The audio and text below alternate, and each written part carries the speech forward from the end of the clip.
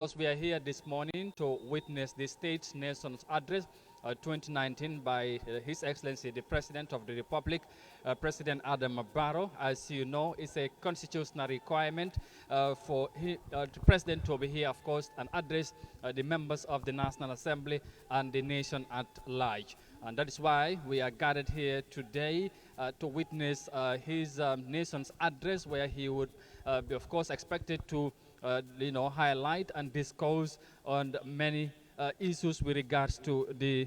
country. And of course, the president is of course, the vice president rather is just arriving right here at the chambers in Banjul, as you are watching right now the proceedings here. So we are here, of course, to bring you the live broadcast on everything that would, of course, unfold here with the a state nation's address by the President of the Republic. And as like I said, of course, the vice presidents have just arrived, and other senior government officials also arrived some moments ago. And of course, the members of the National Assembly are also here, and other senior government officials, like I said. And of course, the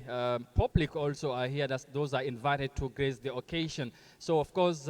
we would be, informing you, of course, discussing on some of the very, very important issues that we expect the president is going to dilate on or talk about in today's proceedings. With me is my colleagues, Mam Jibi Sawane. I am going to be with him on this live broadcast. Mam Jibi, Manglay Nuyu. Di la ziar bu baax a baax ma bàyyi nga nuyoo ñi nga xamante ne ñoom ñoo nekk di seetaan comme tey ñu ngi fii ci National Assembly bi ci li nga xamante ne mooy ci ndaje bu am solo at bu nekk mooy am fii ci National Assembly bi président bi war fee teew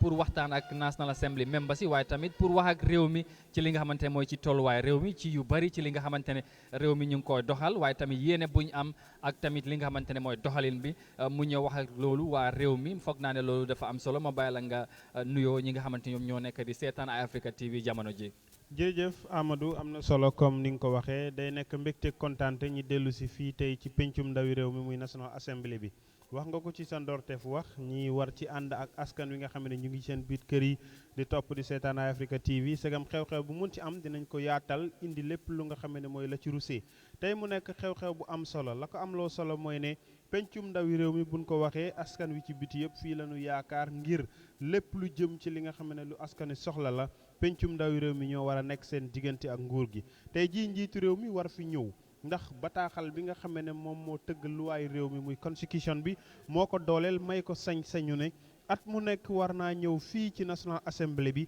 wax ak ñi nga xam ne ñoom ñoo nekk askan wi wax ak askan wi ci ñi toogal askan wi muy pencum ndawi réew mi tey loolu moo waral ay tànkam ñiy séntu ci kanam tuuti dina ñëw fii génnee kàddu yi nga xam ne dina ko yéey yàbbi ci luy jëm ci askan wi war a dégg tey lan la ñuy xaar ci njiitu réew mi wax nga ko ci ponk yu am solo taxawaay yu am solo ndax buñ xoolee pencum ndawi réew mi ñëpp buñ fi toogee fu waay nekk ci biir réew mi am nga ku la fi toogal vice président am yegsi na léegi muy ki nga xam ne mooy docteur Aïssata Touré gis nañ ñi nga xam ne ñoom ñoo yore bàkku raayu réew mi ñoom tam ñu ngi yëngal junju ngi te loola boo ko déggee day firndeel ne tey ji bés bi ñu war a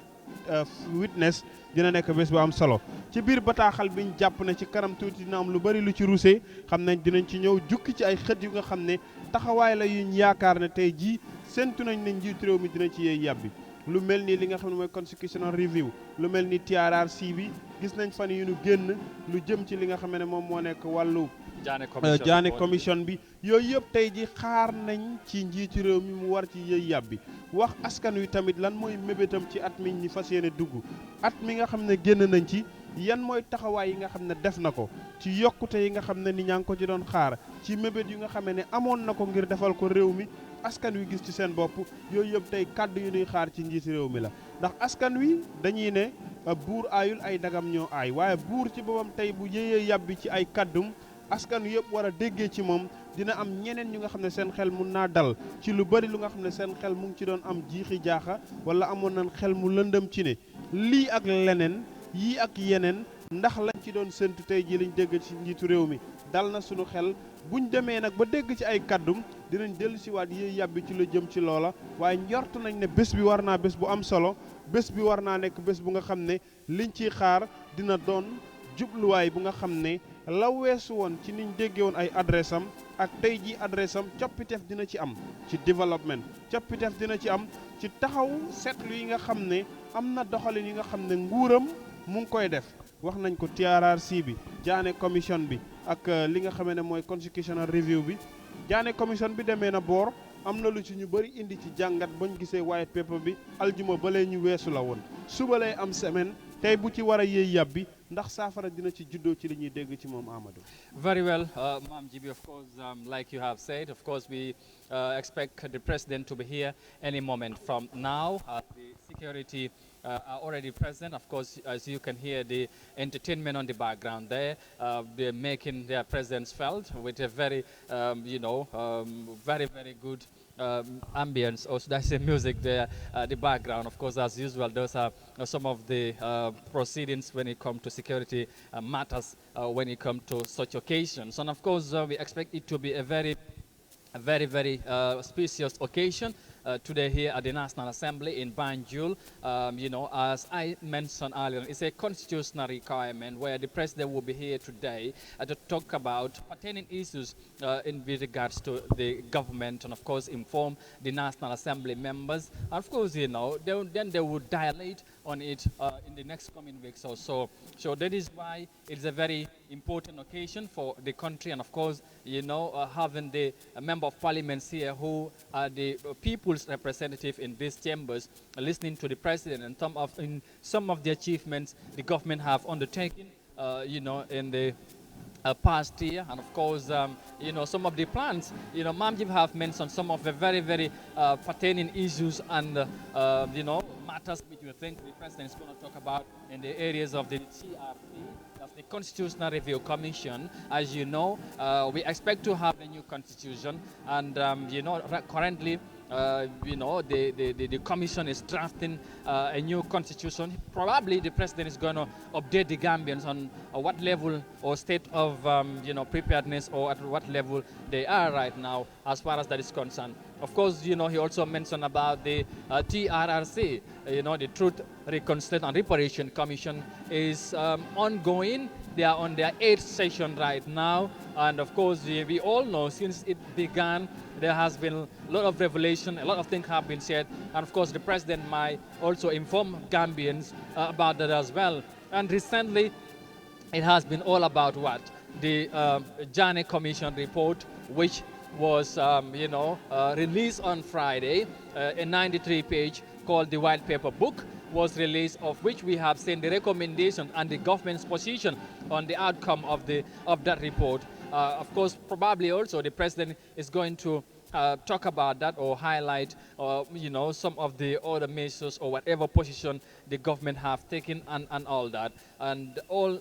of course, those areas and many other things, we expect the president is going to discuss or, inform the Gambians about in today's today's occasion here at the State of the Nation's Address 2019, the Gambia's National Assembly building here in the capital of Banjul. And of course, like I said, the securities are already present. They are in their rightful positions already, and of course, ready, waiting for the usual proceedings as far as security is concerned. And of course, as you are watching, we will keep on updating you, giving you live in everything that is unfolding here in the building. Maam ji bi pour dellu si rek comme ni nga ko waxee bés bi bés bu am solo la ci niñ ko waxee ndax président bi wax nga ko dina ñëw waxtaanee ci fànn yu am solo ci li nga xamante ne mooy ci réew mi wax nga TRRC bi wax nga Jane commission bi ak yeneen ci yi nga xamante ne mooy ci doxalin ci wàllum réew mi loolu tamit nañ ci sentu na ci wax ci li nga xamante ne bu mu fi jógee ak daaw am na yéen diggee woon am na yi nga xamante ne nguur gi def na ko am na yi nga xamante ne munta nekk wala jotuta am te am na yi nga xamante ne nguur gi ñu ngi ci jamono sumba nañ ko yooyu yëpp na ko wax ci réew mi waxtaane ko ak National Assembly members yi xam nga ne moom bu fi jógee tey ñoom tamit nañ ci def gestu taxaw seetlu ci li nga xamante ne mooy lim ci indi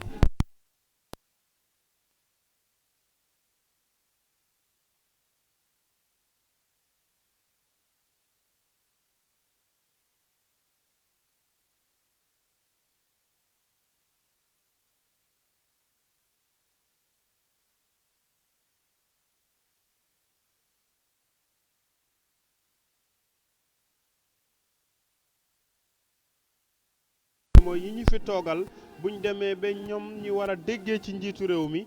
doxalinam taxawaayam mébétam gis-gisam wax nga ko daaw bi mu fi ñëwee am na dige yi nga xam ne dige woon na ko ndax lenn ci dige yooyu am na lu mu ci matal lu ñuy xaar tey la mu indi ci li nga xam ne moom moo nekk ay développement am ndax la mu junjoon daaw bu dee am na lu ci sotti tey jii dina ko leeral ci kanam askan wi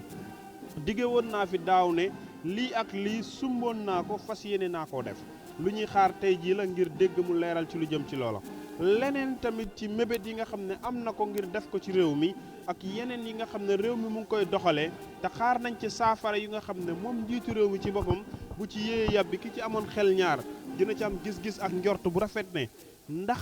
la ma daan dégg ak li ma yaakaaroon tey jii li ma déggee ci njiitu réew mi dal na suma xel ne mébét bi ma amoon wala coono bi nga xam ne nit mu ngi ko doon dund lu mel ni tey comme niñ ko waxee boo xoolee li nga xam ne mooy TRRC bi ñu ngi seen 8 session depuis mu commencé ba tey coow li bari na ci li ciy am ci nit ñi liñ ciy dégg lan moo ciy taxawaayu nguur gi ak ëllëg li ciy feeñ lan lañ ciy xaar wax nañ ko tamit ci li nga xam ne mooy Diané commission bi gis nañ report bi bu mu génnee Friday coow li bari na ñi nga xam ne wax nañ ne li des seen giiru dund duñ liggéey ci li nga xam ne moom moo nekk nguur ci biit réew mi loola yëpp nag tey ndax dinañ ko dégg mu yëy yàbbi ci am nañu ci indi seen gis-gis di wax ne nguur gi seen doxalin ak seen gis-gis wuute na ak askan wi ñu doon xaar ci ñoom ñenn ci ñi nga xamee ne tamit tuuma nañ leen joxañ leen baaraam ne dañ ci bokk gis nañ ne am nañu nguur gi setal seen der lan la ciy tontu ak doxalin yu jëm ci yooya loolu lépp lu ñuy xaar tey jii ci njiitu réew mi mu indi ci yëy yàbbi wan askan wi ne lii ak yeneen yi nga xam ne am na ko ci doon am xel ñaar wala gis-gis bi wuute na ak askan wi niñ ko gisee doxalinu nguur la dafa am jaar-jaar yi nga xam ne moom lañ war a topp ba yegg ci yenn yi ñu ñëw ci leneen lu nga xam ne tam wax nga ko constitutional review ñu bëri tey jii ñu ngi am xel ñaar ci ne boo gisee constitutional review bi mu xaw a delay ñëpp ñu ngi jàpp ne bëgg jël ne constitution bi mooy ponk bi nga xam ne moom moo ŋànk lépp lu jëm ci doxalinu réew mi ak nguur gi te boo xoolee ci ba muy ñëw ci nguur ñetti at lañ dige woon ñoom ñi nga xam ne ñoo nekkoon coalition bi ñu bëri tey seen xel mu ngi jàpp ne bokk na ci li tardeel constitution bi pour mu pare ba ñetti at yi romb loola tey dina ci leeral ne constitutional review bi mandate bi ñu leen jox ndax bokk na ci li bokkul ci ñoom gis-gis bi nga xam ne tey way ku jëgi ñu ngi jàpp ne njiitu réew mi ak ñi nga xam ne ñoom la sant liggéey diligence bi nga xam ne dañ ko def ci constitutional review bi wala liggéey bi constitution bi ñu fas yéene tëgg mu doon constitution bu nga xam ne ñëpp daañu ci gis seen bopp démocratie bi nekk ak yelleefu doomu aadama human right bi mu ànd ak doxalinu human right yi àdduna bi yëpp yeneen yi nga xam ne nit soxla na ko lu mel ni tey taskatu xibaar yi ñi am seen ak yelleef ba lépp lu ñuy def ci seen kaddu ak ci seen doxalin ci liggéey mu méngoo ak doxalinu tasum xibaar ci àdduna bi ba kenn du ci am fitna ak coono bu nga xam ne ëllëg mun na laa jural gàllankoor yooyu yëpp tey Amadou lu ñuy xaar la te pencum ndawi réew mi li tax ma ne la bërëb bi dina dal xel ci ñi war a gis njiiti réew mi war fi ñëw yëy yàbbi te kenn du jàpp ne askan la waxal parti la waxal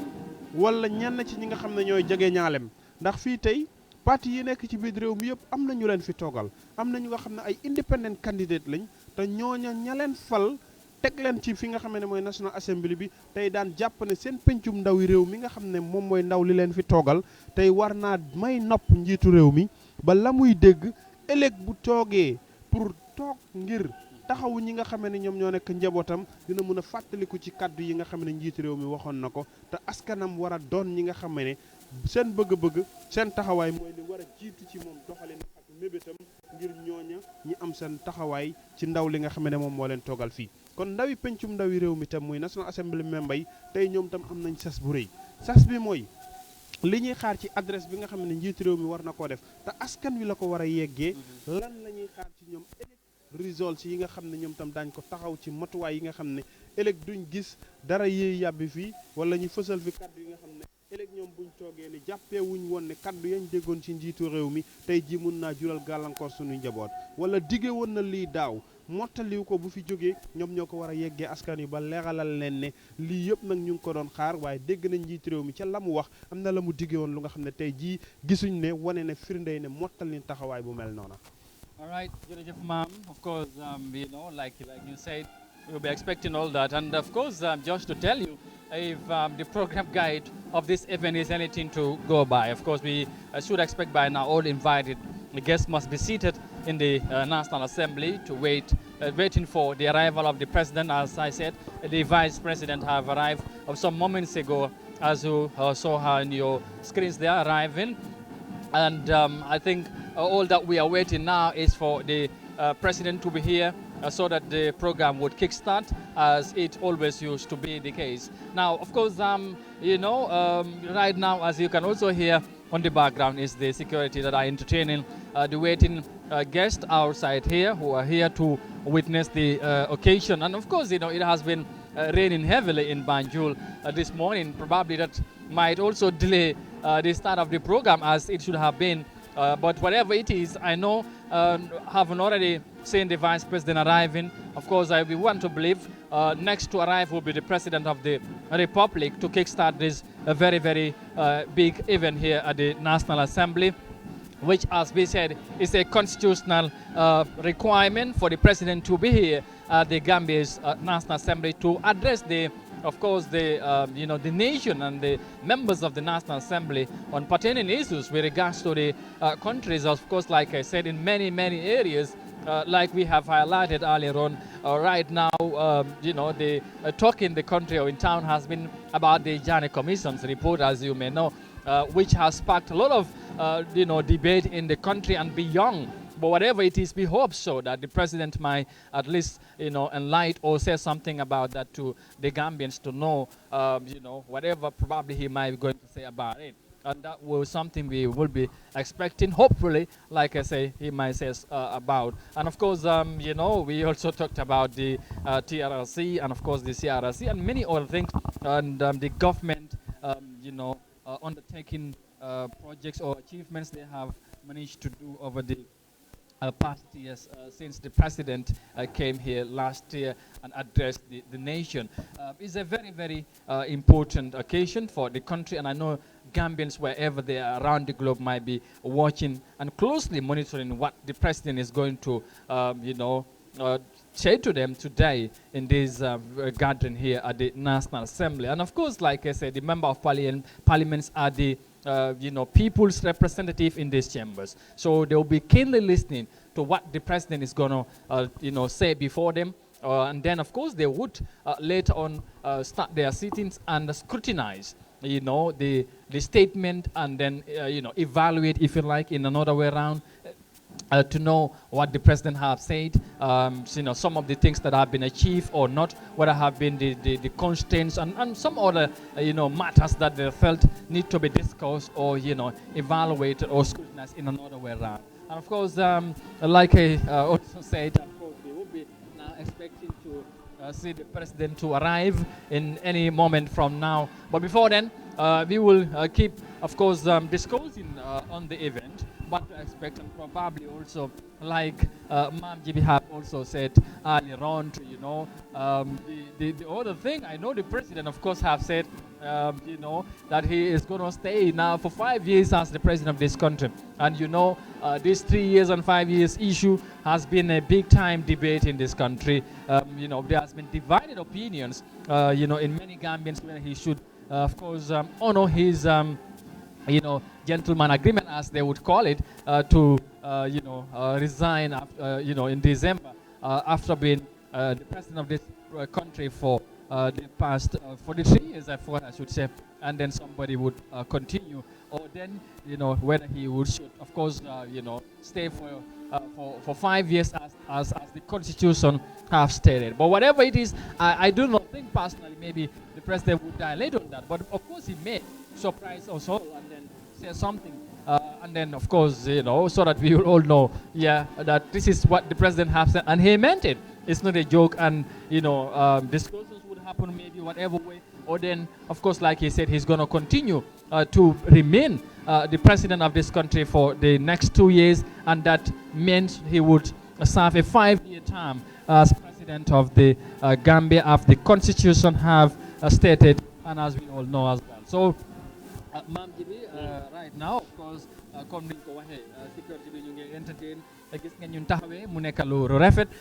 Lii moom bu ñëwee ci wàllum li nga xamante ne mooy match ak yu mu àndal yooyu, Gambia moom ñun moom ragaluñ ci kenn, buñ ci defee bu gaay doxalee rek dafay